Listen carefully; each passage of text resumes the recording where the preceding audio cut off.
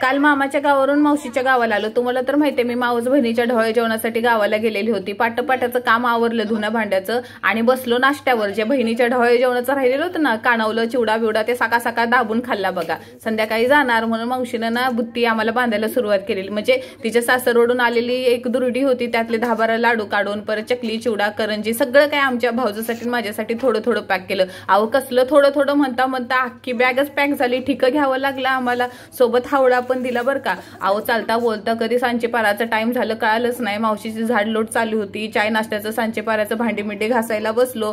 पोरांची इकडे तिकडे मस्ती चाललेली। आज एक दिवस राहूया की अगणीला राहा की असं करता करता पाक सांचे पाक 8ला गाडी होती आमची। रडू तर लय आलेलं, पण ह्यांच्या पुढे रडायला घेतलं तर सगळ्याच रडायला चालू होतील म्हणून लय कंट्रोल केलं। निघताना पण त्यातनं पण माझ्या मावशीनं माझ्यासाठी चपाती भाजी बांधून दिली बघा। आता ही माझी मावशी आणि काका। आता ना बहिणीची डिलिव्हरी झाल्यावरच भेटूया।